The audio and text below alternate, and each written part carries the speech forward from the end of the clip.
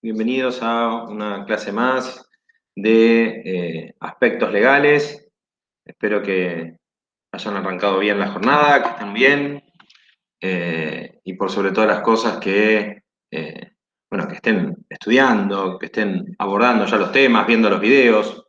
Doy por sentado de que lo están haciendo desde ya, así que hoy nos toca una clase muy interesante porque en este recorrido que vamos haciendo sobre las unidades y sobre aspectos legales, hoy nos toca lo que tiene que ver con la unidad 2, que es persona, ¿no? Esta distinción entre persona de existencia física y persona de existencia jurídica, el régimen jurídico de la empresa, las sociedades, y es amplísima la unidad 2. No necesariamente tenemos que terminarla hoy, pero vamos a, de alguna manera, ir trabajando con esto.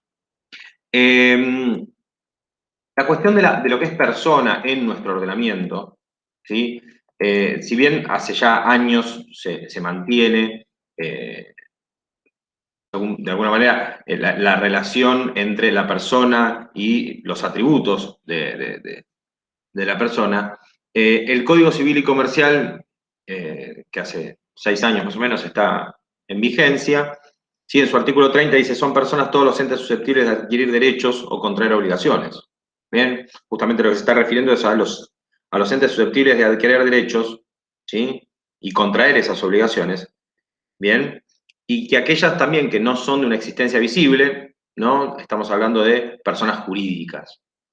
Esto en realidad está muy vinculado bien como les decía recién, a la figura de persona, y principalmente podríamos encerrarnos y empantanarnos un poco en la situación de las personas no humanas, que ya el Código Civil y Comercial de alguna manera, ha planteado modificaciones y reformas necesarias en cuanto a lo que tiene que ver con los derechos de los animales y demás, y el cierto reconocimiento de atributos, derechos, y obviamente, y principalmente de una conciencia. Bien, entonces, hoy que estamos tanto ahí a la expectativa de qué pasa, por ejemplo, con los carpinchos y demás, bueno, tenemos que empezar a considerar, se podría decir, que a la hora de sacarlos a escobazos a los carpinchos, bueno, no lo podemos hacer, porque como tendríamos que tener un poco más de cuidado. Pero bueno, esta jornada, esta clase de hoy, la vamos a compartir, nos va a ayudar alguien que seguramente ya vieron presente, que yo no lo desconozco, ustedes probablemente sí, bien, pero bueno, a partir de ahora lo van a conocer, no solamente es un colega, sino también es un amigo, es de Chile, es Juan Cristóbal Sepúlveda Cofré, una persona en la cual obviamente, y más en la materia en la cual vamos a estar hablando, confío y mucho, colega del doctorado. ¿Y qué podemos decir un poco de Juan Cristóbal? Bueno, él es abogado de la Universidad de Chile, tiene un magíster en Derecho, un LLM justamente, en Derecho Público para la Universidad de Chile, es diplomado en Economía en Defensa de la Economía Nacional de Estudios Políticos y Estratégicos, es diplomado en Derecho Público Económico, tiene algunos premios y reconocimientos de la Cámara de Diputados de Chile por la memoria, la ley también es un problema, la necesidad de un control de eficiencia postlegislativo, bien, lo cual esto comparto muchísimo lo que es el estudio de las cuestiones post, ¿no? No solamente post-legislativo, sino post-judicial, ¿no? Saber qué pasa después de la aplicación de una norma y qué pasa después de la aplicación de una norma de alcance particular, ¿no? Como es una sentencia. Respecto a su carrera profesional, bueno, fue el primer procurador de patentes en el estudio Sargent and Cran, del estudio Cariola 10, Pérez, bueno, acá tenemos de todo, porque pasó por varios lugares, estuvo como empresario agrícola y emprendedor, fue encargado del área legal y proyecto incubador en la ONG, Corporación Acción Emprendedora, y OTEC Acción Emprendedora Limitada, después también fundador y socio del estudio jurídico y contable Belmar y Sepúlveda, bien, son consultores, abogados, auditores y compañía limitada, acá hasta le hicimos publicidad al estudio. Pero bueno, desde ya Juan Cristóbal, muchísimas gracias por estar aquí presente. Te pido por favor que habilites el micrófono, que saludes a los que ahora, bien, te los presto como alumnos para tratar un poco la noción de persona. Y bueno, nada, desde ya les pido por favor que al menos los saluden, ya que apagaron las cámaras, no sé si es que se prepararon para dormirse o no quieren asombrarse demasiado, no quieren demostrar que Juan ya les cae mejor que yo. Así que por lo menos salúdenlo a nuestro colega de Chile, con el cual vamos a estar trabajando la cuestión de persona. ¿Qué tal? Buen día, Juan. Buen día, Buen día. un gusto. Aprovecho también, Damián, buen día. Buen día, ¿cómo estás, Ignacio? Bien, por suerte. Muchas gracias, Muy bien. Damián, por esa presentación. Por favor, por favor. Muy grata, y me gustaría quedarme con tus alumnos también. En el sentido de que vamos a hacer un tema más práctico. No sé, lo que quiero ver es que nos enfrenten el derecho como algo que no les sirve, o algo que finalmente está en unos libros y en unos códigos, sino que quiero que vean el derecho, cómo me sirve a mí el derecho. Yo lo veo que ustedes pueden ser emprendedores, y lo que yo quiero demostrar es que finalmente hay ciertas herramientas que les da el derecho para poder ejercer como emprendedores y protegerse.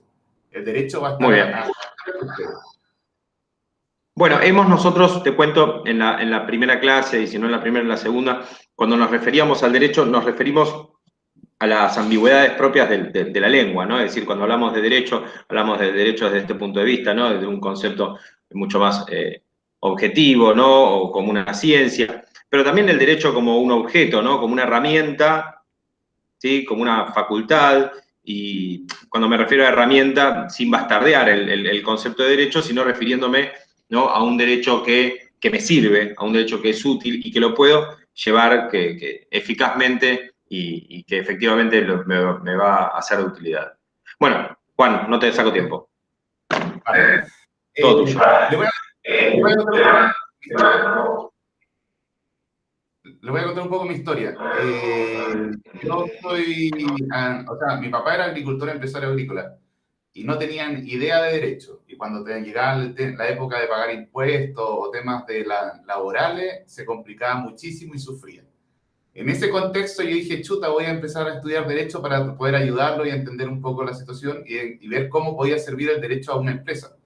Entonces yo enfoqué todo desde ese punto de vista. Así después yo, cuando egresé de la carrera de Derecho, participé en una ONG de puros emprendedores. Después yo mismo fui empresario agrícola y mi señora es empresaria de productos cosméticos. Entonces yo me dedico mucho a asesorar a empresarios y dentro de eso también a empresas de Argentina que han querido establecerse en Chile. También me ha tocado varios clientes de ellos y uno empieza a explicar un poco cómo uno empieza a demostrar cómo funcionan las sociedades en Argentina y cómo funcionan en Chile, que principalmente son lo mismo y funcionan de la misma manera, en la esencia. Y eso es lo que quiero mostrarles, la esencia de cómo funcionan las sociedades y cómo les van a servir las sociedades a ustedes para si quieren emprender y quieren limitar los riesgos. Y de eso se va a tratar la clase de hoy. Cómo ocupar la persona jurídica y no usar la persona natural, o sea, actuar con mi nombre completo, sino como con una limitación de responsabilidad. Para eso tengo una presentación que no sé si puedo presentar. No sé si estoy autorizado también.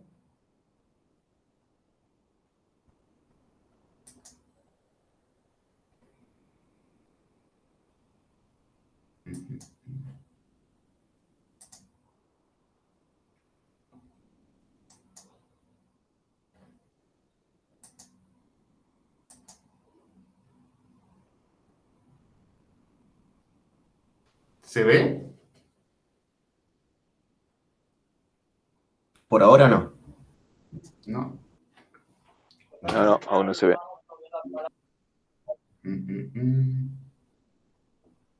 Vamos a ver si no, lo voy a compartir desde el otro lado. No lo voy a compartir, estamos intentando, así que vamos a compartirlo del otro lado. Creo que como cerré la pestaña, no me deja... No me deja abrirlo nuevamente. Perdón, se me cerró sin querer. Sí, Juan, ¿estás autorizado? ¿Sabés cómo compartir? Sí, está. No, sí, si traté de compartir, preferiblemente cerrar la pestaña. Ahí está, ahí te está compartiendo bien. Te pido que esperes un cachito. ¿Se ve algo o no? Todavía No, se te ve a vos todavía paseando con un buzo en el cuello, pero espera un cachito, a ver. A ver. Avísennos cuando se vea.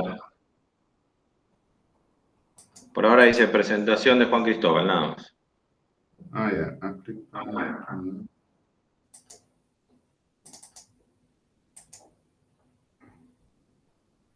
Tené cuidado que es lo que presentás por las dudas. Sí. Deja de presentar. Ahí se cerró. Sí. Vamos a... Es que lo quería presentar desde el sistema mismo, pero voy a tener a presentarlo por... Sí, no te la compliques. Subí directamente con la presentación y entrar con el Power que habías armado. Eso mismo. Uno está acostumbrado más al Zoom, así que voy a presentar... Porque no me está dejando... Vamos a compartir la pantalla completa. Bueno. No, normalmente te deja presentar pestañas o pantallas, pero igual, aún así quedás vos, se escucha así tu voz y se ve la imagen. A ver, aquí me permiten solo ver. Ahí está. Bueno, muy bien. Ahí. La esperamos entonces. Ahí se debería ver, ¿o no? ¿Pusiste pantalla completa, Gastón? Estoy compartiendo, no, la pestaña. Qué raro, no, acá no se ve nada. Todavía no, Juan. Te voy a poner compartir una ventana, me parece, o una pantalla. Ya lo hice. Salvo porque si es pestaña, creo que es solamente pestaña de Chrome. Ah, solo deja Chrome. Ahora está iniciando, espera. Viene todo. Está viajando, está cruzando la cordillera. Bueno, pero podemos ir un poco por mientras. La pregunta del unidad 2 es la persona con existencia física y la persona jurídica. Ahí Las se ve. principales... Ya. ¿Se ve? Ya. Bueno, la unidad 2 se trata de la persona física y su existencia. Cuando hablamos de persona física, estamos hablando de nosotros mismos, o sea, una persona de carne y hueso, una persona natural, que finalmente nace cuando una persona nace, en el sentido de la concepción o el sentido de que se separa de su madre, dependiendo de lo que diga el código. Pero esto, insisto, no es lo relevante. No, o sea, nosotros ya sabemos que finalmente, la primera distinción que tenemos que hacer es que existen personas y cosas. ¿Ya? Las personas son las que interactúan en el derecho y las cosas no interactúan en el derecho. En ese ámbito, ahí está lo que hablaba el profesor Damián, que hablan que califican a los animales como cosas. Entonces, finalmente, no son sujetos de derecho. Pero aquí lo interesante es cómo nosotros compartimos en el derecho. ¿Y qué significa compartir en el derecho? Significa varias cosas.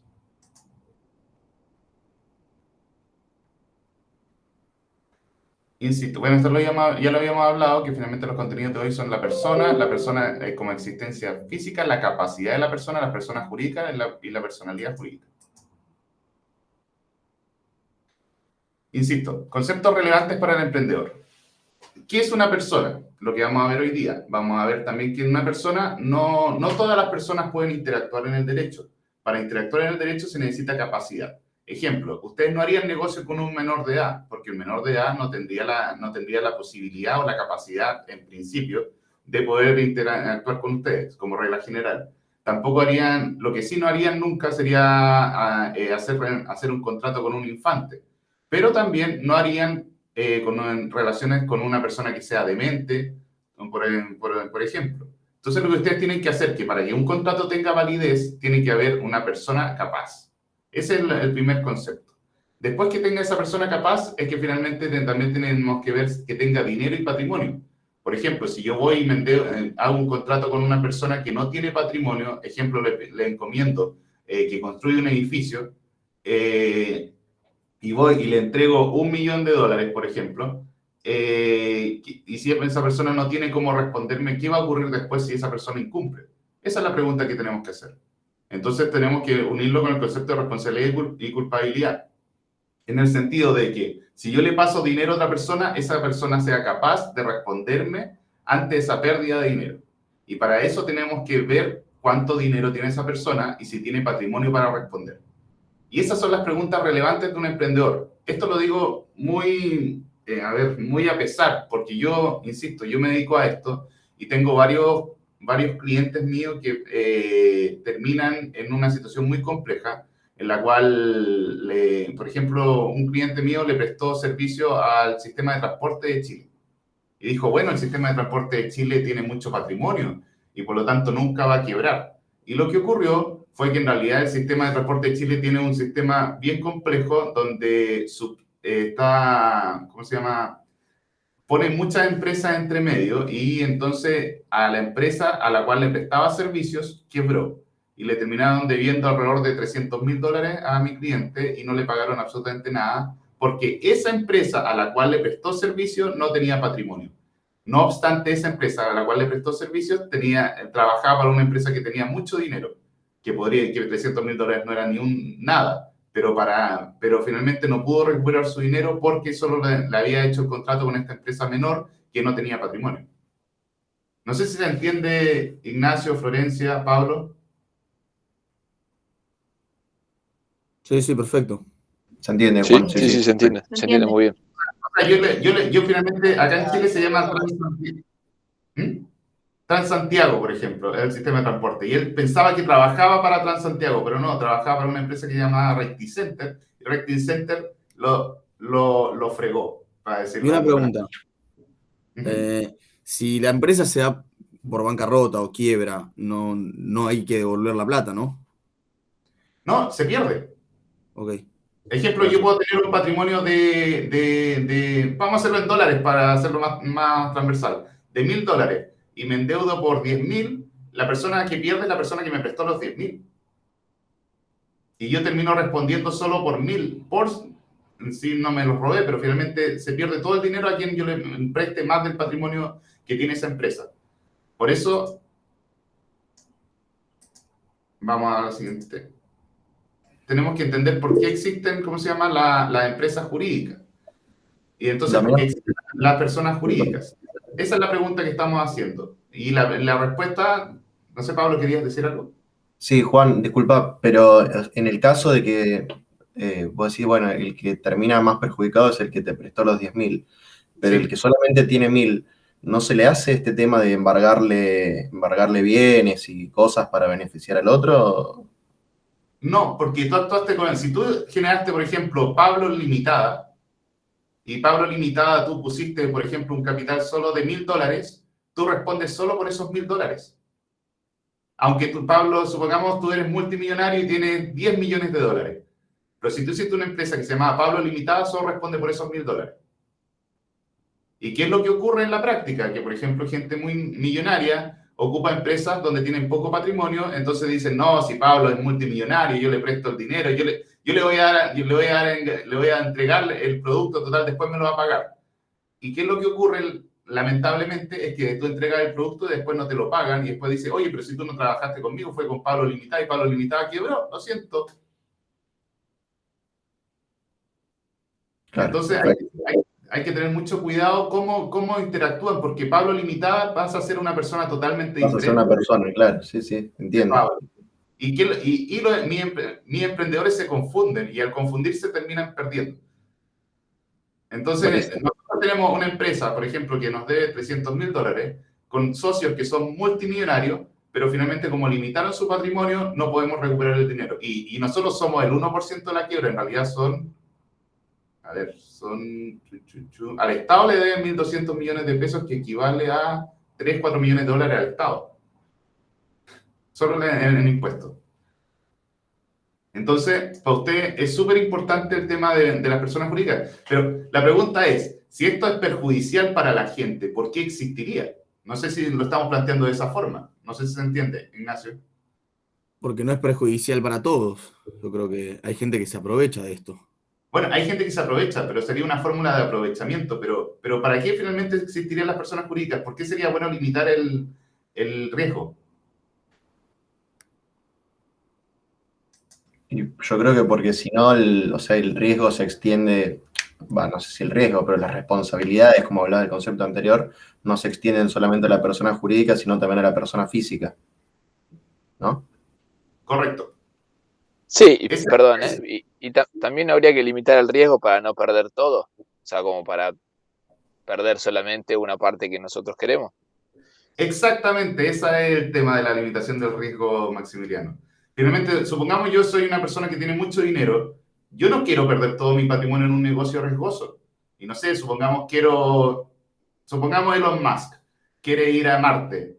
No va a apostar todo su dinero, ni Tesla, ni todas las compañías en una sola, sino que va a limitar y va a decir, bueno, si esta empresa fracasa, yo pierdo hasta cierta cantidad de dinero, pero no pierdo más. Y eso me tiene tranquilo. Entonces yo voy apostando, así como cuando uno está en el casino y tiene todas las fichas, uno no se va all-in, todo adentro por cada jugada, sino que uno apuesta de a poco. Y es lo mismo que están haciendo los empresarios con las sociedades. Van apostando y limitando de a poco su riesgo.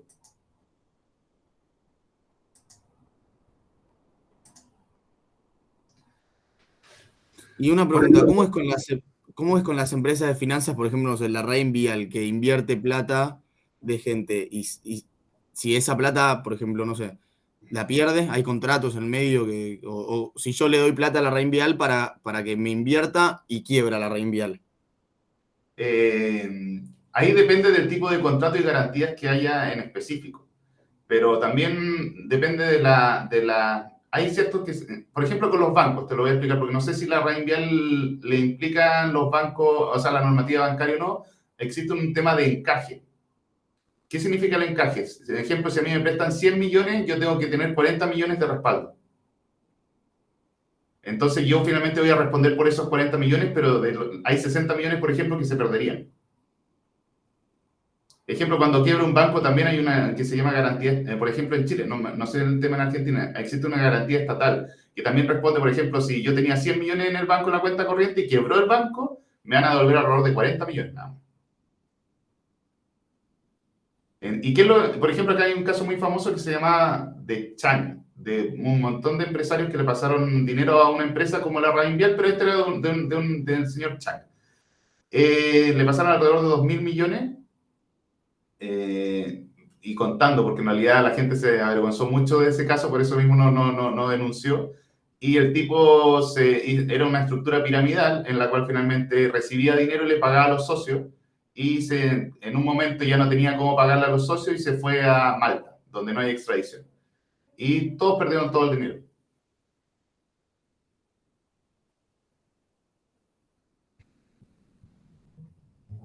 ¿Me siguen? ¿Me escucharon esa parte? Sí, eso existe muchísimo acá en Argentina, esas estructuras, esquema Ponzi se llama, ¿no? Correcto, el esquema Ponzi. Y también tienen que entender el derecho, que finalmente, esto es otro concepto que no va en la clase, pero quiero que lo entiendan. El derecho siempre va tarde. ¿Y qué significa eso? Primero partió el esquema Ponzi y luego el derecho prohibió el esquema Ponzi. La gente que partió con el esquema Ponzi se hizo multimillonaria hasta que se fue prohibido. Entonces el derecho con los empresarios siempre va tarde. Por ejemplo, el Uber.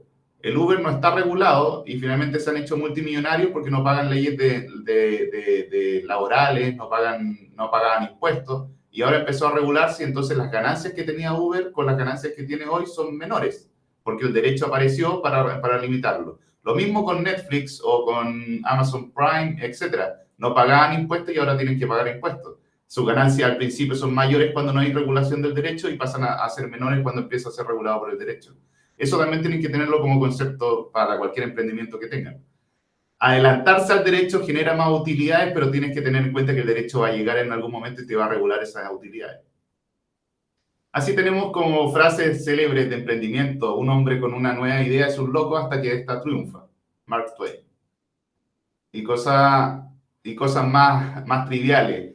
he fallado una y otra vez y es por ello que he tenido éxito. Michael Jordan. ¿Qué quiero simbolizar en esto? Que finalmente el emprendimiento siempre va a llevar el fracaso de por medio. No conozco a nadie que le achunte a la primera o que le pueda llegar a una idea y elaborarla desde el principio y ser exitoso. Acá en Chile, por ejemplo, tenemos varias empresas empresarios que han fracasado 5 veces y a la quinta vez se hacen multimillonarios. Cada fracaso implica un conocimiento y un avance. Y eso es lo que tenemos que entender. Y entonces por eso se crean el tema de las personalidades jurídicas, para que finalmente yo pueda fracasar y sobrevivir. Si no, cada emprendedor fracasaría la primera vez y no seguiría nunca más, porque ya ahí perdió su nombre, perdió su prestigio, perdió todo. Entonces, ¿cuál el mecanismo para yo poder emprender? Es generar una sociedad y limitar mi responsabilidad. En otras palabras, apostar cierta cantidad de fichas y no irme all-in, como sería finalmente en la primera apuesta. ¿Me siguen? Sí, perfecto. Sí, perfecto. tal cual. Y entonces eso permite la innovación y el emprendimiento. De hecho, acá en Chile le cambiaron, se llamaba ley de quiebras cuando una persona moría y ahora se llama ley de reemprendimiento, para poder finalmente no estigmatizar a la persona que quiebra. Se lo cambiaron como hace un par de años nomás. Pero el tema es que finalmente no por uno fracasar va a ser una mala persona, sino que finalmente en cada fracaso hay un conocimiento que se adquiere. Y eso finalmente permite después el éxito. Entonces el objetivo es dividir el patrimonio. Como veíamos el tema de las fichas, es no apostar todo al mismo número en la primera apuesta, sino finalmente resguardarse y poner una muralla. Entonces, si yo apuesto una cantidad de fichas, no pierdo el resto de las fichas que tengo, o no pierdo todo mi patrimonio y no pierdo mi nombre, que también es importante. Nosotros con nuestro nombre tenemos un prestigio, tenemos una historia, tenemos una parte afectiva, no nos vamos a cambiar el nombre y tampoco lo vamos a perder. Viéndolo desde el tema, es un derecho humano, viendo desde el tema internacional. Entonces, finalmente, ¿qué es lo que hacemos? Crear empresas que finalmente puedan vivir y morir. Y si resulta, resulta, si no resulta, no resulta. Y si finalmente yo, ¿cómo se llama? Voy a apostar, voy a limitar mi riesgo a esa parte. Y no, por ejemplo, si tengo una familia, voy a perder mi auto, mi casa y todo lo demás que tenga. Y que a todos nos cuesta conseguir. Entonces, la idea es limitar el riesgo, lo que igual permite innovación, y acotando ese monto X a mi riesgo, no más que dicho monto. Así finalmente podemos entender que cada vez que veamos, ustedes son ingenieros, ¿cierto? Sí. Ya. No todavía igual, pero sí, estamos camino a eso. Entonces ustedes van a detectar mientras estudian algunas cosas que van a ser de riesgo y oportunidad. Entonces cada vez va a haber un riesgo y finalmente ese riesgo finalmente implica también una oportunidad de negocio. Y eso es lo que van a detectar y por eso tienen que actuar a través protegido. El derecho te dice, protégete, actúa a través de una sociedad. Pero una sociedad también tiene otros costos que vamos a ver al final. Entonces el dilema está en que va a haber más riesgo, a mayor riesgo hay mayor beneficio. Entonces el punto está en que vamos a andar por una cuerda floja a punto de morir, o sea que el riesgo implica perderlo todo, morir y quebrar, o finalmente vamos a ir seguros, tranquilos a través de una sociedad. Y esa es la idea, ir a través de una sociedad y estar tranquilo que si pierdo solo lo que estoy invirtiendo en ese patrimonio limitado y no perder toda mi casa, mi familia y todo lo demás. Que por regla general a los empresarios cuando no actúan a través de una sociedad y terminan quebrando o ingresan dinero personal a la sociedad, sin los conductos regulares de la parte contable, terminan ellos mismos quebrando la sociedad y perdiendo todo su dinero. Cosa que me ha ocurrido. Y lo que habíamos hablado del tema que la quiebra es la muerte de una sociedad. Que una sociedad, empresa, persona jurídica llegue a su fin no implica que los socios y personas naturales mueren junto con ella. Esa es la idea. O sea, yo puedo matar la sociedad, como habíamos dicho, Pablo limitada, pero Pablo puede constituir la 2, la 3, la 4, la 5 y la 1000 si quiere. Puede intentarlo cuantas veces él quiera. Pero la idea es que Pablo siga vivo y no muera en el intento. Yo conozco un caso cercano en el cual una persona tenía una empresa y tenía deuda con la UOCRA. que la deuda, no sé, era de una obra del 2000, ponele 5, y le tocan la puerta en el 2020 y le dicen, tenés deuda acumulada desde 2005, por tantos años es tanto, tanto, tanto, y entonces nada, dio la empresa en quiebra, la dejó morir y listo. La UOCRA es acá el partido de, creo que sindicalista obrero, si no me equivoco. No, tampoco lo tengo Es que tan claro. eso ocurre con personas que tengan deuda con el fisco, también tú puedes tener deuda y hacerla quebrar. Pero eso, ahí hay, no sé, acá en Chile es un poquito más complejo cuando es el fisco, porque el fisco trata de bloquearte para que no vuelvas a hacer empresas. Cuando uno trabaja, por ejemplo, en limitada, pero no lo logra bloquear cuando uno trabaja a través de una sociedad por acciones, que ustedes se llama sociedad por acciones simple. Pero eso es otro tema que vamos a ir profundizando, pero eso es más detalle. Pero es así, Ignacio. Finalmente, la tranquilidad es hacer quebrar la empresa con el patrimonio que uno apostó y finalmente volver a reemprender.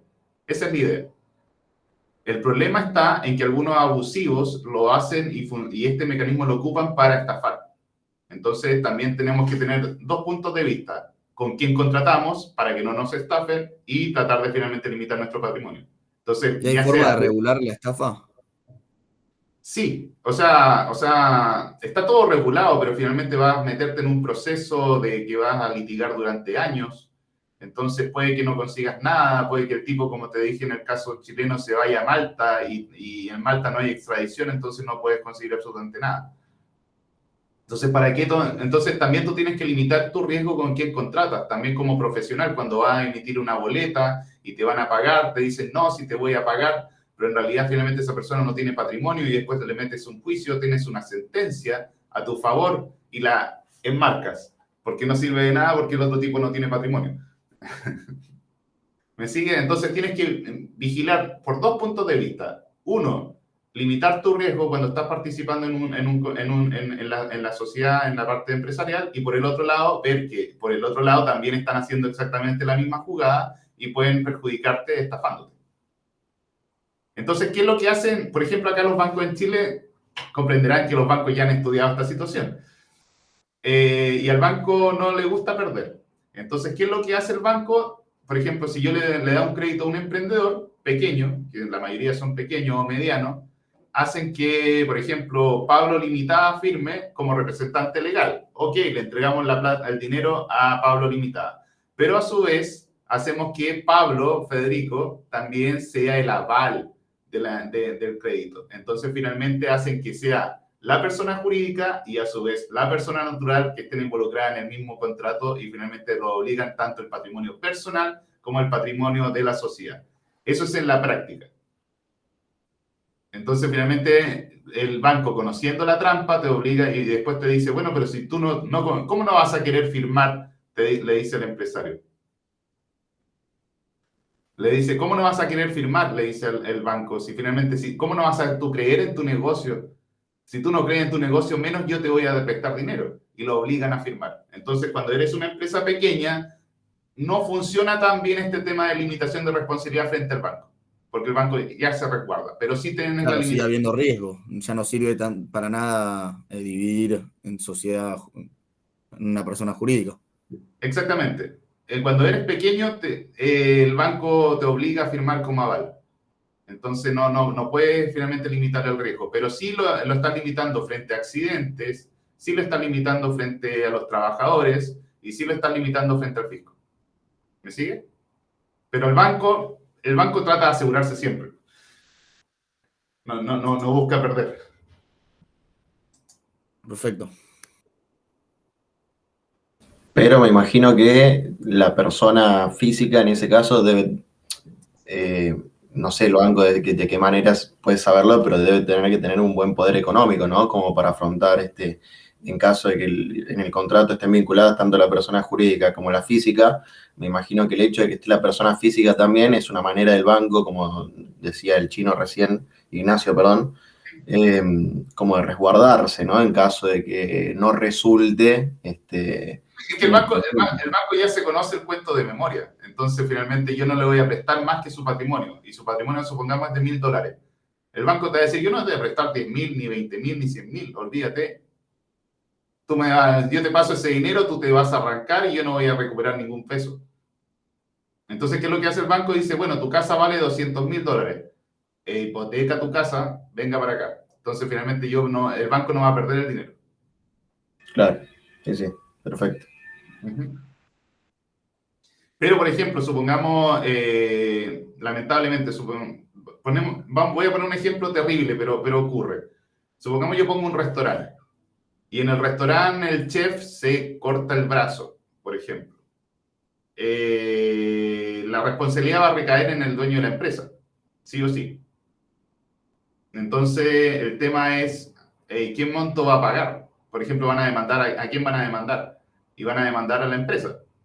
Y la empresa va a tener que responder con todo su patrimonio. Pero ¿cuál es su patrimonio? El patrimonio que está en la escritura.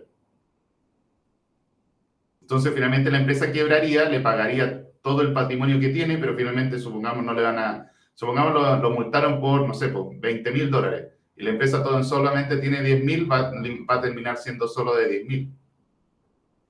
Pongamos un ejemplo más normal o menos terrible. El chef se equivoca e intoxica a 50 personas.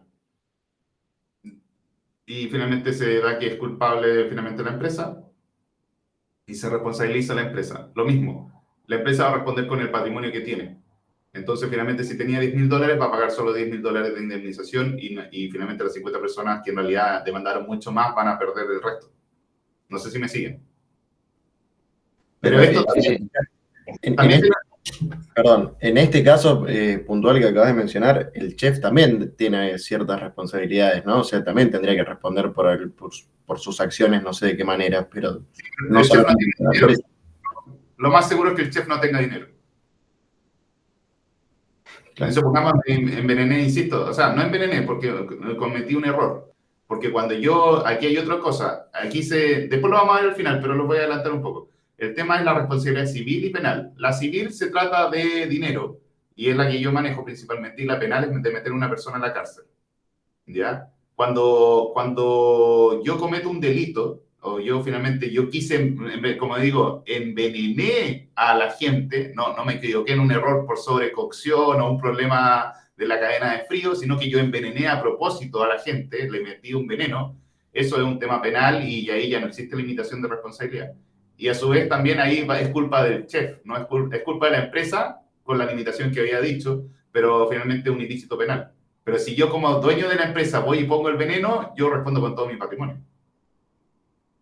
Pero esos son ejemplos extremos. Lo normal es que ocurra, no sé, un problema en la cadena de frío y eso finalmente fue un error. Es un error. Y el error finalmente se responde hasta el monto del patrimonio aportado en la sociedad. Pero ya cuando nos pasamos a la parte delictual, ya ese es otro tema. Y a veces las personas no reciben el dinero, como habíamos dicho, pero sí la persona termina presa. Por ejemplo, el caso de las estafas que habíamos conversado, las personas están, o sea, si pisa un pie en Chile o pisa un pie fuera de Malta, el tipo se lo llevan preso y tendrá unos 10 años de cárcel, por ejemplo.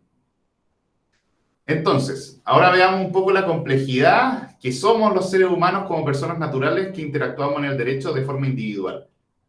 Esta era la principal diferencia entre una sociedad antiguamente, porque antiguamente la principal diferencia era que una persona era un individuo que interactuaba y en la sociedad era un conjunto de personas.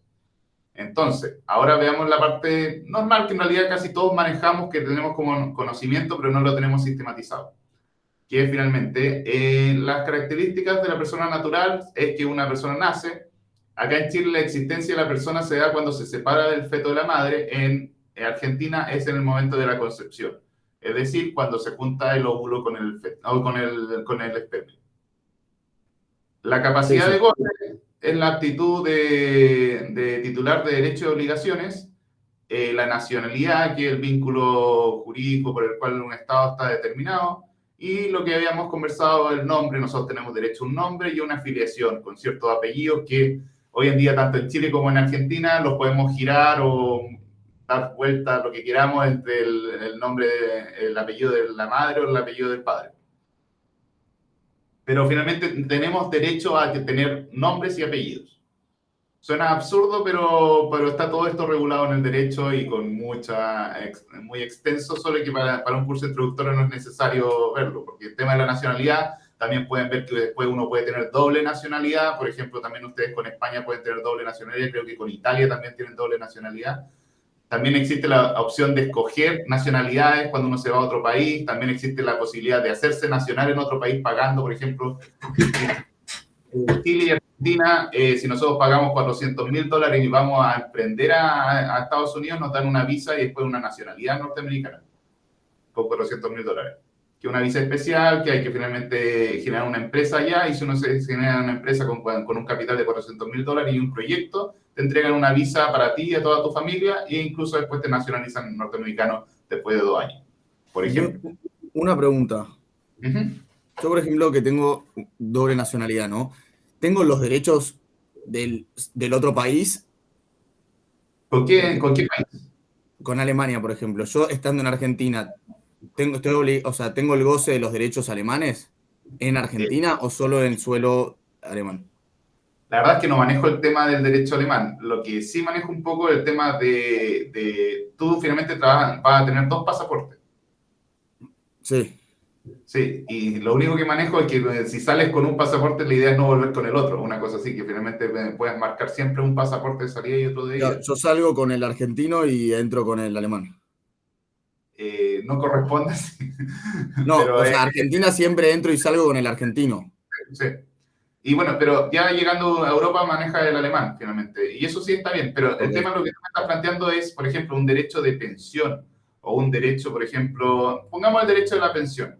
Si tú estás acá en Argentina, vas a recibir el tema argentino, pero no por el tema de que no tengas derechos allá en Alemania. Si tú vas a Alemania y trabajas, por ejemplo, 20 años en Alemania, sí te pueden dar la pensión alemana.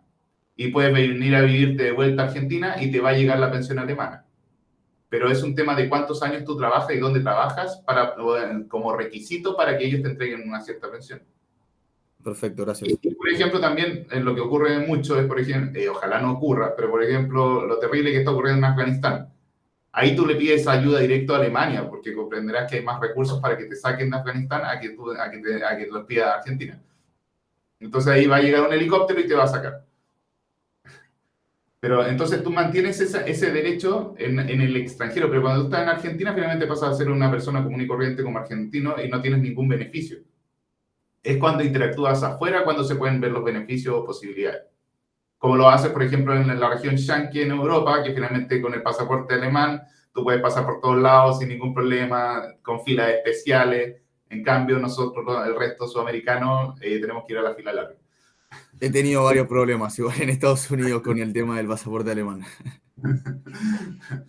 Sí. Bueno, eso es otro tema, pero sí, me acuerdo de algunos compañeros que también tenían pasaporte alemán y que les complicaba. Me decían que como no salía timbrado, la salida también les complicaba a los norteamericanos. Más que nada, por ejemplo, me ha pasado que el señor de migraciones me ha empezado a hablar en alemán y yo en su momento, o sea, ahora estoy aprendiendo, pero tampoco es que sé hablar en alemán. Y dijiste Scheitze. El pibe no entendía cómo yo no le hablaba en alemán, entrando como alemán, y me hicieron un quilombo, estuve como 2 horas ahí. Es que ahí pueden pensar que está falsificado y todo eso. Claro. Y entonces tienen que revisarlo, ver que finalmente los timbres sean los correctos, los códigos sean los correctos, y ahí se demoran. Pero eso es principalmente el tema. O sea, el derecho internacional habla respecto a la nacionalidad, que es un tema, insisto, hay libros de estos montones, es que uno no sea apátrida. ¿Y qué significa apátrida? Que no tenga ninguna nacionalidad. La idea es que uno tenga una nacionalidad. Juan, y disculpa, hablando del tema de la característica del nacimiento, que vos hablás que en Chile, a diferencia en Argentina, se considera la existencia de la persona humana a partir del momento en el que el feto se separa, digamos, del cordón umbilical, ¿no? Y acá en Argentina es al contrario, acá en Argentina es desde el momento de la concepción. Y sin embargo, sin tocar ni ponerme del lado a favor del aborto, en contra del aborto, quería tocar el tema de, acá en Argentina, por ejemplo, creo que sería inconstitucional, ¿no? El tema de... no sé en Chile, por ejemplo, en Chile si se aprobaría hoy la ley del aborto. Está aprobada. Está aprobada. Un aborto libre, aborto en 3 causales. Claro, Y se y está en el tramitando caso, el aborto libre en el proceso. y en el caso de Chile, no existe la discusión esta de si es inconstitucional la aprobación de la ley o no. Porque justamente en Chile se Es que considera persona a partir del momento en el que se separa del vientre. sería súper sencillo plantearlo de esa forma y sería genial, pero Ok. no, es todo más complejo, porque acá en Chile también dicen que es inconstitucional porque iría en contra del artículo 1 de la Constitución que dice que hay que fomentar la familia. Y al de sostener que hay que fomentar la familia, sostener que el aborto es legal, iría en contra de fomentar la familia. Entonces, la familia, según la Constitución actual, no la que están rehaciendo, es el núcleo fundamental de la sociedad. Por ende, finalmente, este tipo de cosas como el aborto atentaría contra el núcleo fundamental de la sociedad y sería inconstitucional. En Claro, realidad, es lo que mencionaba Damián en alguna clase anterior, como que no hay normas por ahí que estén escritas en la Constitución en sí mismo, pero el hecho de que exista alguna norma por ahí deja de garantizarte cosas que te tiene que garantizar la Constitución también, sin necesidad de estar escrito. de hecho, Pablo, es muy buena tu pregunta, pero para poder aterrizarla hay harto que hacer. Primero, todo este tema que estamos hablando está regulado en los códigos civiles y comerciales. No está regulado en la Constitución. Casi no hay nada de lo que se habla es de la Constitución económica. Y entonces hay ciertos artículos de la Constitución que tienen relevancia económica y eso finalmente enlazarían con todo lo que estamos hablando. Pero el nacimiento, cuando una persona muere, todo eso está regulado en los códigos civiles y en los códigos sanitarios, que tienen un rango menor a ley incluso. No sé si me sigues. Entonces, esto es un tema más práctico. Es un tema más práctico. Si yo quiero complejizar el tema, siempre se puede complejizar y siempre se puede discutir en cualquiera de los ámbitos, ambos puntos, se puede discutir y sostener que es constitucional o incluso que es inconstitucional. El punto es cómo interpretemos las normas, si las interpretamos de forma restringida o más laxa. Ahora bien, respecto al tema del nacimiento, esto es una característica de que yo diga que es persona, o sea, que yo puedo interactuar en derecho. ¿Qué es lo que implica? Que, por ejemplo, acá en Chile, yo le puedo dejar una herencia a una persona que todavía no está por nacer, no obstante, ¿cómo se llama? No haber nacido. Por ejemplo, supongamos, en un caso terrible, una persona sabe que tiene un cáncer terminal y va a fallecer en 15 días, pero su esposa está, ¿cómo se llama?, embarazada. Él podría testar a favor de su hijo perfectamente, no hay ningún problema en eso. ¿Me siguen? Pero ¿cuál es la condición? Que finalmente la persona nazca acá en Chile y viva un instante siquiera, que según el código es el periodo más breve que dice la ley, que significa que respire, en otras palabras. Si respira, ya nació, y si respira, ya se separó y respiró autónomamente, ya nació y ya puede heredar. Y eso tiene un montón de implicancia en el tema de la herencia. Pero en la práctica, la regulación, tanto en Argentina como en Chile, no hay ninguna diferencia práctica en relación a cuando digamos que es persona. Y no sé si... una pregunta, en cuanto a algo que habías dicho con la nacionalidad, que todos tienen que tener una nacionalidad. Dado el caso que yo, por ejemplo, estoy en un crucero y doy a luz en aguas internacionales. Es una buena pregunta. ¿Qué pasa ahí? Son casos aislados, pero eso ya tiene respuesta. La nacionalidad es de la nacionalidad del crucero. Por ejemplo, si el crucero es norteamericano, tú pasas a ser norteamericano. Okay, si el crucero es, no sé, pues croata, pasas a ser croata. ¿Y si es en un barco privado mío? ¿Es de dónde zarpa o a dónde llega? Es que igual el barco se registra pues, como una patente, no sé. Ok, perfecto. Entonces depende de ese lugar, donde esté registrado. Sigamos con algunas características. También tenemos el tema del domicilio. Todos tenemos un domicilio. ¿Por qué es importante el domicilio? Porque ahí nos demandan. Entonces, cuando yo quiero emplazar a alguien para hacer un juicio, te llegan los documentos al domicilio. Entonces, es importante tener un domicilio determinado. ¿Qué es lo que ocurre? Que finalmente hay gente que es estafadora y que no tiene un domicilio determinado y se va cambiando de casa en casa y finalmente no podemos encontrarlo y al no poder encontrarlo no podemos demandarlo y finalmente al no poder demandarlo pasan ciertos plazos que se llaman plazos de prescripción y finalmente no podemos recuperar el dinero. Cuando si fijan, los estafadores son personas que se van cambiando de domicilio muy rápido. Eso es el abuso del derecho del tema del domicilio. Pero en la normalidad y lo común y corriente y como debiese funcionar es que cada uno tiene un domicilio y ese domicilio es determinado y fijo y así finalmente podemos recibir correspondencia tanto de los entes estatales como entes públicos o privados que quieran demandarnos o decirnos algo. Ahora viene también otra característica, el estado civil, que finalmente, bueno, podemos tener un matrimonio, o podemos divorciarnos, etcétera, etcétera, podemos enviudar, pero finalmente vamos a tener un estado civil, no, o ser soltero, pero tenemos siempre un estado civil. Y lo otro, que es lo que hemos venido conversando, es el tema del patrimonio. Tenemos derechos y obligaciones evaluables en dinero. Eso, ¿qué es evaluable en dinero? Que finalmente yo puedo tener una casa, la casa no es dinero, pero finalmente yo puedo evaluar la casa en $40,000 o $50,000. Yo puedo tener un auto, el auto no es dinero, pero el auto lo puedo evaluar en $5,000 o $10,000. Entonces, finalmente es evaluable en dinero.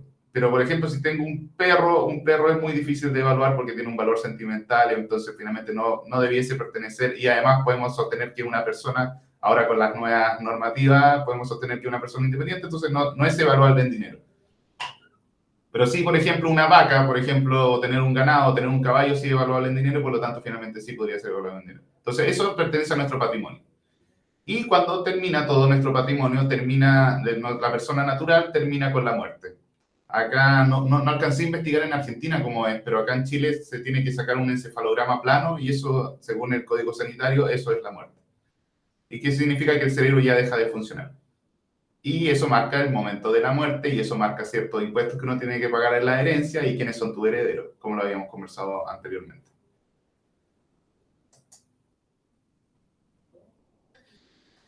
Ya, ahora bien, el tema de que el enfoque que le he dado a la clase respecto a la sociedad es el enfoque de emprendimiento.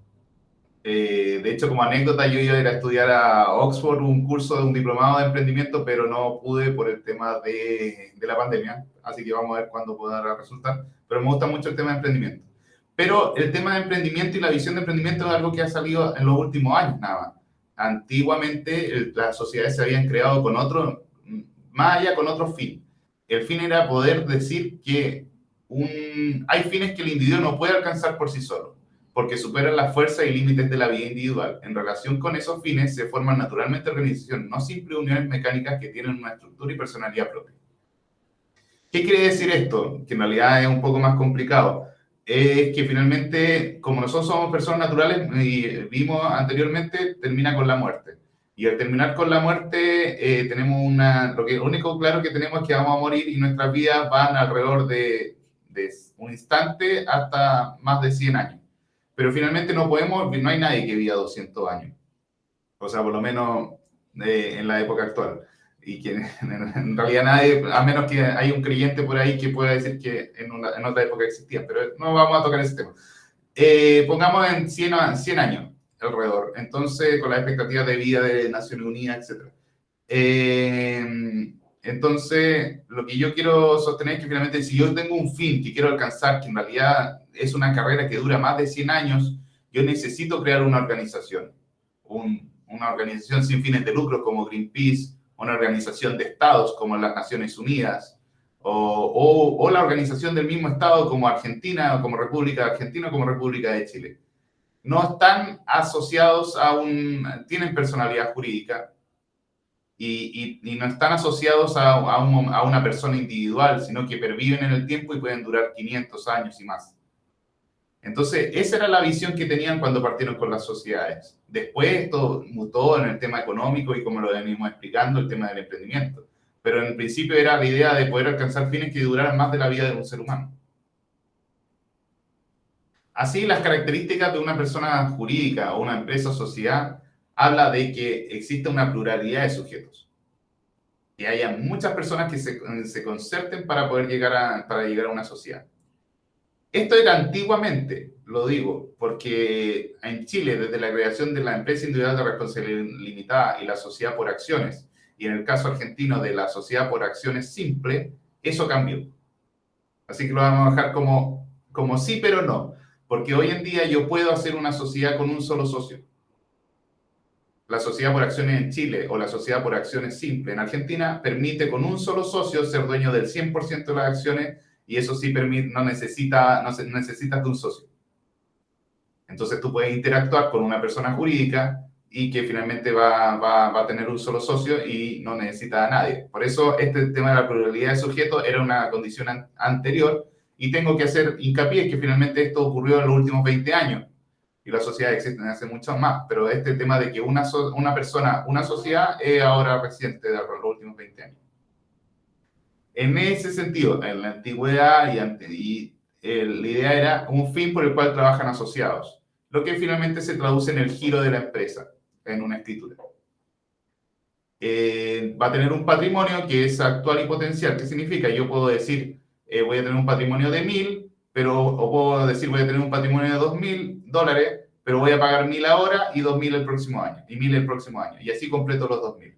Entonces, dependiendo cómo yo lo redacte la escritura, va a tener el patrimonio de 2.000, pero finalmente va a tener el primer año 1.000 y el segundo año va a llegar a los 2.000 porque yo voy a adquirir más dinero. Después, finalmente, también, insisto, ese patrimonio de 2.000 puede generar un negocio que le genere una utilidad de 10.000 y ya el patrimonio pasa a ser de 12.000 y no de 2.000. ¿Me siguen? Porque finalmente las utilidades van a quedar dentro de la empresa. Hasta que finalmente hayan retiros de los socios, pero es un tema más complejo que no creo que lo vayamos a ver, pero ahí va cambiando el patrimonio dependiendo de los retiros que hagan los socios. Y es la gran diferencia en la antigüedad. Estamos hablando de 1900, cuando empezaron las sociedades. El ánimo e intención de los miembros de constituir una persona, que se llama el animus societatis, que es el ánimo de tener una sociedad. Este tema es súper importante, por ejemplo, lo que ocurrió, les voy a explicar un poco lo que ocurrió con el tema de los matrimonios homosexuales. En los matrimonios homosexuales no tenían posibilidad de heredar porque no había matrimonio antiguamente. Entonces, lo que se planteó fue lo siguiente, fue que ellos habían hecho una sociedad de hecho, y como eran dos personas, más de uno, en realidad hicieron una sociedad. Y entonces todos los bienes que tenía la sociedad se repartían porque había ánimo de sociedad y de emprender juntos, y así se planteó la teoría que finalmente la mitad de los bienes le correspondía a uno y la otra mitad a la parte de la herencia. Y así no dejaban a una pareja homosexual sin nada. Esto porque no se podía el matrimonio y todo lo demás, pero esta fue la teoría que se aplicó. Y disculpa, si por ejemplo tienen hijos, ¿se tienen que poner en la sociedad o por el tema de la herencia? No, pero esto no tenían hijos, en esa época no adoptaban, no podían tener hijos, no había fertilización in vitro ni nada de ese tipo de cosas. Estamos hablando de casos muy extremos, bueno, y la sociedad evolucionó, hoy en día todo eso ya no tiene sentido, hoy en día existe el matrimonio homosexual, está dentro de la familia, es parte de la afiliación, etcétera, etcétera, etcétera. Pero es para entender el tema de la sociedad, es para entender que finalmente esa figura sirvió para en una época determinada, con varios vacíos legales, permitió finalmente rescatar un tema de que finalmente si uno comparte muchas cosas entre una persona y otra, también las relaciones, por ejemplo, no solo homosexuales, sino finalmente cuando uno no se ha separado, divorciado y tiene una relación, una pareja aparte, y finalmente termina haciendo la vida completa con la pareja aparte, también se ha ocupado de esa misma relación que en realidad es una sociedad. Ahora pasemos a ver características también de la empresa, pero que tienen que tener presente como empresario o como futuros emprendedores. La capacidad la reconoce el Estado en la empresa de sociedad jurídica. En cambio, cuando la habíamos visto en las personas naturales, solo su existencia no necesita mediar el Estado, sino que una persona existe cuando nace o cuando tiene la concepción. No hay ninguna discusión, como lo habíamos planteado con Pablo. Entonces, la capacidad de reconocer el Estado. ¿Qué significa eso? Lo que significa principalmente es que hay un procedimiento y yo tengo que seguir ese procedimiento al pie de la letra para yo transformarme en una sociedad. Según tengo entendido, antiguamente en Argentina también se hacían las sociedades, al igual que en Chile, en un sistema con un escribano o un notario. Entonces uno tenía que ir al escribano, al notario, y hacer firmar una escritura con varios socios, etcétera, etcétera. Después publicarla, después inscribirla, etcétera. No sé si alguno maneja ese tema. ¿No? Pero son todos requisitos y procedimientos. En cambio ahora, hoy en día, existe una página web donde yo puedo hacer una sociedad por acciones. Acá en Chile se ha ampliado a las sociedades, pero tengo entendido que en Argentina la sociedad por acciones simple se puede hacer en una plataforma web. ¿Alguno ha participado en alguna sociedad de esto o todavía no? ¿O sabe de eso? No, yo no. No. Bueno, pero se puede hacer en una plataforma web, lo cual implica que son muchos menos costos. Es menos costosa la sociedad. Se hace más rápido y más fácil de adquirir certificado y todo. Y eso permite al empresario, cuando tiene una idea, actuar más rápido, y al actuar más rápido finalmente puede ya tener el vehículo de sociedad para poder emprender. Pero sí tenemos, insisto, pues tenemos que ver el tema de que se cumplan todos los requisitos. En ese sentido, también es la contraparte cuando nosotros contratamos cuando somos empresarios y contratamos con otra persona. Tenemos que decirle, bueno, yo voy y digo, Pablo Limitada, a ver, muéstrame quién eres Pablo Limitada, muéstrame los documentos. Entonces tengo que ver que la escritura esté bien hecha, tengo que ver que esté publicada o que esté inscrita. Si falta alguno de esos requisitos, Pablo Limitada no existe, por ejemplo. Y también si está en la página web, que me entreguen todos los certificados, verificar que los certificados son verdaderos, que tienen un código de barra, verificar que finalmente están en la web y que en realidad son verdaderos. Y yo al verificar así voy a sostener que la persona existe. Porque si no, Pablo Limitado me va a decir, oye, yo existo, pero yo no puedo confiar solamente en él, sino que tengo que ver que en realidad cumpla con todos los requisitos. No sé si me sigues, Pablo. Sí, perfecto, Juan. Ya, y ahora viene el segundo punto, que es el poder o mandato. Entonces viene Pablo Federico y me dice, yo soy el representante legal de Pablo Limitada, porque mira, además me llamo igual que la empresa. Y yo le digo, pero no me interesa que tú te llames igual que la empresa. Yo necesito ver el poder o mandato que dice que tú eres el representante legal, la personería. Entonces yo voy, por ejemplo, Pablo podría decirme, no, yo te firmo, me llamo igual, pero no seré el representante legal y finalmente no voy a poder nunca contratar con Pablo Limitada, sino la representante era Florencia, por ejemplo. Yo para poder contratar con Pablo Limitada, si la representante es Florencia, solo puede firmar Florencia. Y todo lo que firme Pablo es inválido. ¿Me sigue? Sí, Perfecto. Sí, entonces yo tengo que, uno, ver que todos estén los documentos en regla y ver que el mandato y la persona que está firmando al frente mío es la representante legal de la empresa. No por el solo nombre o que se parezcan, voy a asumir que es el representante. La mayoría de los casos es así, pero hay que revisarlo. Eso permite lo que habíamos dicho después, generar la responsabilidad patrimonial y ver a quién yo le voy a cobrar. Entonces, finalmente, si la persona no me cumple el contrato, yo voy a ir contra la empresa de Pablo Limitada, sí, solo sí. La empresa fue constituida de la forma correcta, sí, solo sí. El mandato, la persona que firmó al frente mío, que ponen por poder o PP, era el representante legal. Si no ocurre eso, yo no estoy contratando con la persona jurídica y no estoy vinculando su patrimonio. Muchas veces, por ejemplo, tenemos que tener en cuenta que hay empresas que son gigantescas, por ejemplo, Apple o Microsoft, y entonces ellos sí tienen un patrimonio muchísimo superior a la persona que me está representando. Por eso yo no quiero al representante el patrimonio de la persona que está firmando, yo quiero el patrimonio de la sociedad. Entonces tengo que revisar todos los documentos para que yo vincular el patrimonio de la sociedad. Y eso nos va a... Y volvemos al otro tema, eso es la parte de responsabilidad civil, patrimonial. Pero también está el tema penal.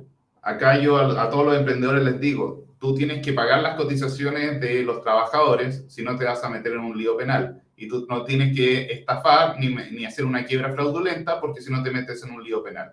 Y cuando tú te metes en un lío penal, lo que ocurre es que finalmente todo tu patrimonio se va junto con la sociedad.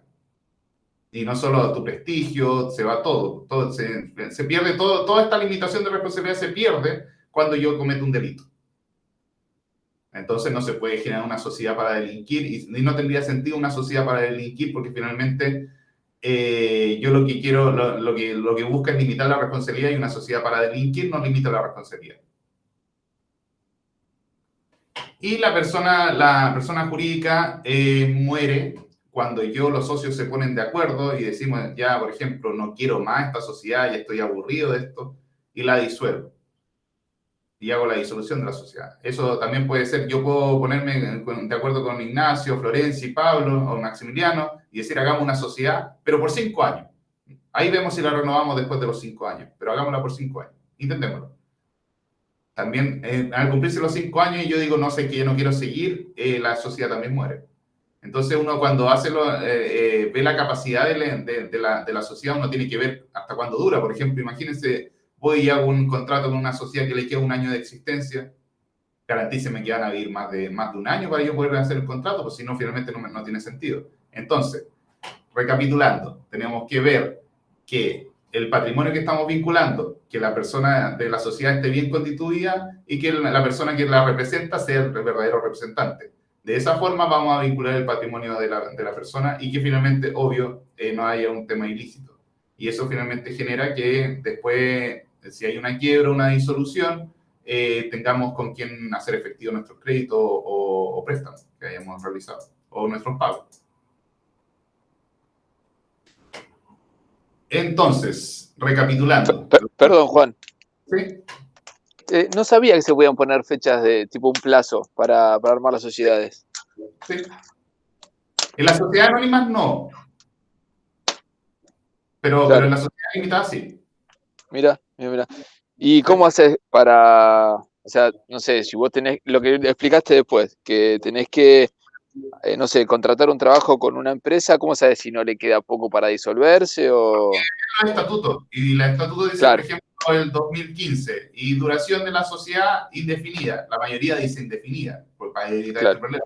Pero hay algunas que ponen limitada a 5 años, con renovación tácita o renovación automática, si ninguno de los socios se opone.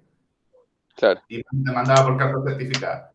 Entonces, finalmente tú dices, oye, pero están constituidos, no sé, por 2016, estamos en 2021, ustedes están a punto de, ¿va a renovar o no se va a renovar? Y lo obliga finalmente a hacer una modificación de la sociedad para que expliciten que van a renovar. Claro, o que lo deje aceptado en el estatuto o algo. Sí. Lo obliga a que modifiquen el estatuto, oye, no, van a modificar el estatuto, etcétera. Y así yo puedo negociar, si no, finalmente es un riesgo que voy a correr yo y finalmente o te hago hacer el edificio y después te disuelve y por el estatuto y no voy a poder, ¿cómo se llama?, terminar el edificio a tiempo. Claro, a eso es lo que iba. Por ahí vos contratás a otra empresa y no sé, y caducaba la sociedad en 2 años y te dejan el edificio a la mitad. Sí. Muchas gracias. Sí, es así. Por eso es bueno estudiar los títulos de la sociedad y la personería para poder estar vinculando. ¿Qué es lo que ocurre? Por ejemplo, en la práctica a mí me llegan contratos de ese estilo, pagarés, y yo lo que reviso, por ejemplo, me piden que busque la nulidad de ese contrato. Entonces yo me pongo a revisar todos los detalles, todos los requisitos. Si falta uno, busco la nulidad y se cae todo el contrato revisado. Entonces eso es lo dificultoso del tema y finalmente es complejo. Por eso ahí finalmente, bueno, para eso están algunos abogados, pero ustedes como empresarios tienen que tener en cuenta todos estos factores de riesgo. Y si van a firmar así a ciegas, van a tener que asumir ese riesgo. Entonces, los factores a tomar en consideración cuando se negocia con una sociedad. Ver la personería. Lo habíamos visto que la persona jurídica exista y si firma el contrato se vincula a la persona jurídica y no a la persona natural. Ver el patrimonio. Por ejemplo, la persona natural puede ser un representante legal que no tenga ni un peso de nada. Entonces, no tiene patrimonio y entonces firma y en realidad no era ni siquiera representante legal, te hizo parecer que era la sociedad y finalmente después tú dices, va contra la sociedad, como me contrató a mí, te digo, no, sabes que tú no puedes ir contra la sociedad porque no se cumplieron los requisitos, entonces te queda irte contra la persona que firmó y la persona que firmó no tiene ningún peso. Queda frito. Entonces por eso tienes que ver la personería, ver el patrimonio, ver, por ejemplo, cuánto patrimonio tiene la sociedad acumulado o cuánto es lo que partió, cuánto limitó. Ejemplo, como el ejemplo de siempre que hemos realizado en este curso, de $1,000, yo no le voy a prestar 10.000 porque finalmente hay 9.000 que no me van a responder. Entonces tengo que buscar una garantía, un auto, una casa, una hipoteca, algo, y ver la vía de la persona se puede disolver en el periodo del contrato, lo que estábamos conversando anteriormente.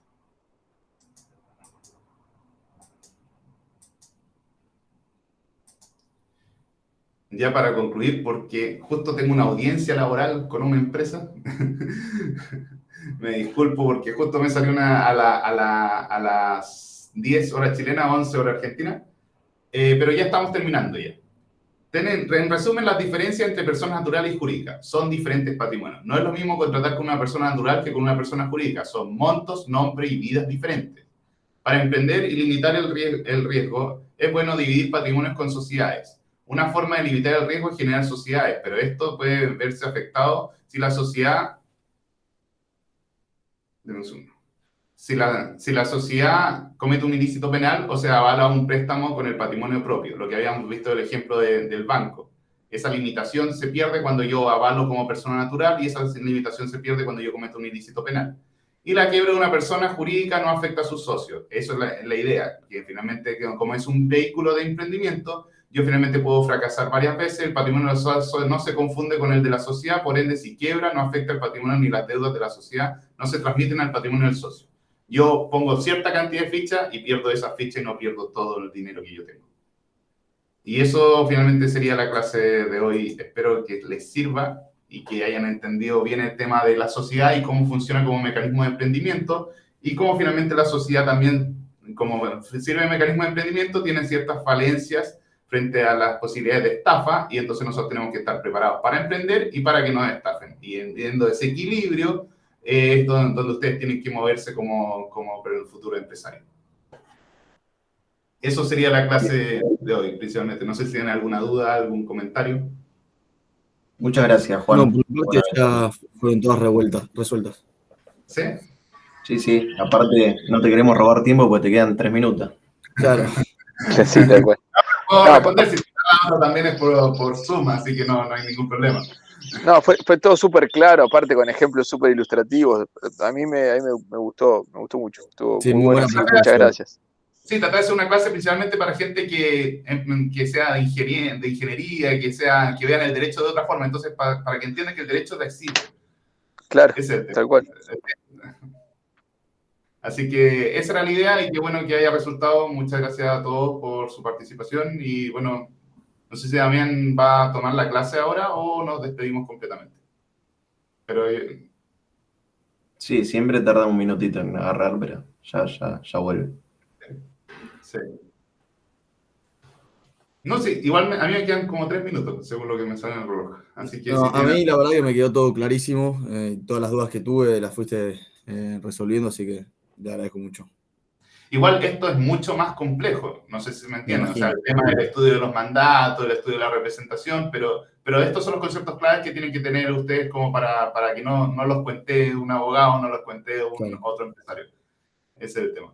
Así que muchas gracias por su participación. A mí también me gustó mucho la clase y bueno, ahí vemos si en una de esas se repite. Esperemos que sí. Ya, pues que estén Bueno, muy bien. muchas gracias. Muchas gracias. Hasta luego. Usted igual. Chau. Chao, Juan, muchas gracias.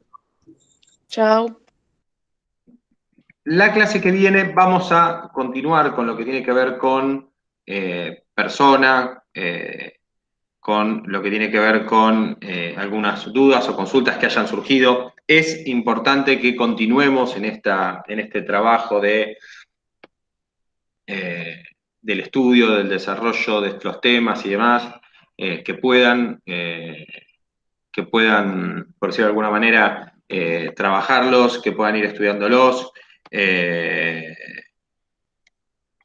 alguna manera,